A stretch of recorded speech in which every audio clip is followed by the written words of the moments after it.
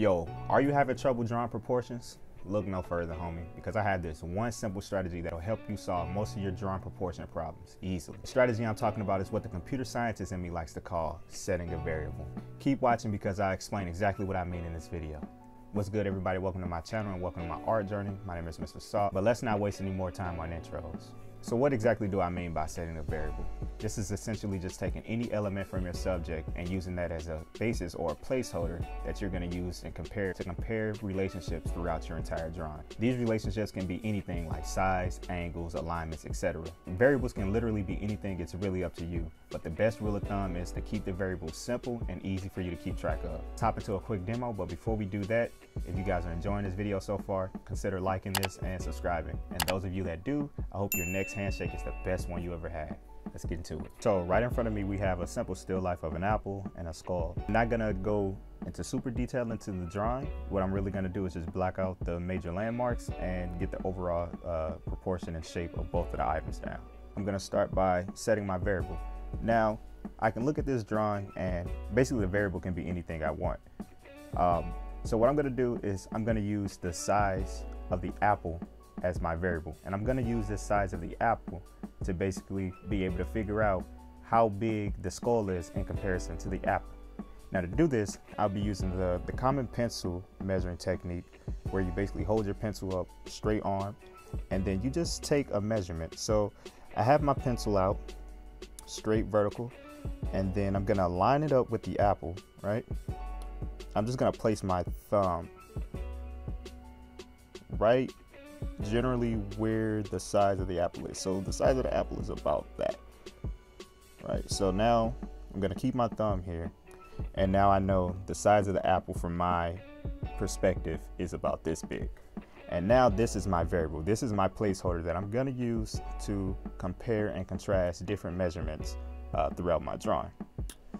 So to get the size of the skull, I can hold my pencil up again and I see that's about one apple here, and one apple high is about the same alignment as the brow ridge all the way down to the upper jaw. So I know that's about one apple high. Then if I go up another apple, then I see, well, from the brow ridge and up, I know it's not two apples completely high. So it's about, I say about 1 2/4. 2/3 actually, 1 2/3.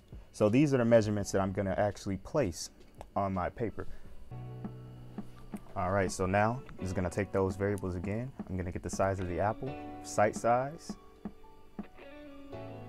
and I'm just gonna directly copy that onto my paper. So sight size, if I hold up my pencil here, I can take two marks, mark here and mark there. And now I know this here is the size of my apple.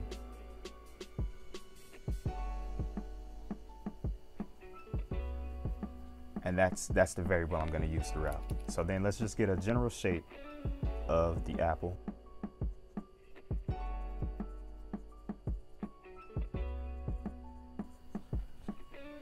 And I have a general shape of the apple. And now using this measurement, I know that previously from my other measurement that the size of the apple is also where the brow ridge was of that skull. And now I can just mark those two up in alignment. So now I know the skull will be somewhere here, the brow ridge, right? And then I know the total size of the skull was also about one apple long plus another apple about 2/3 of an apple. So I'm gonna take this same measurement here, go up to the brow ridge, and then basically look for the 2/3 mark. I'm gonna guess about right here. And then make some comparison. And then we can just go ahead and start drawing the actual shape.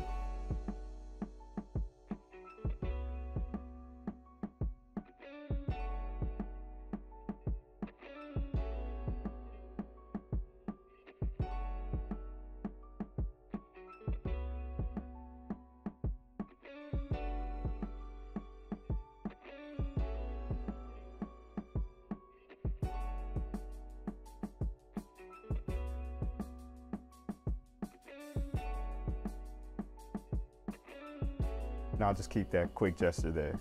And now we can see that it's about accurate in its relationship to each other. And my main variable was really just the size of that apple. So yeah, I appreciate everybody for watching this video. Hopefully you guys took some valuable. Remember, the rule of thumb is to keep your variable simple and always go back to your original variable to try to make comparisons in alignments and in sizes, etc.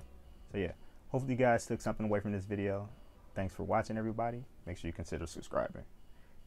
Deuces.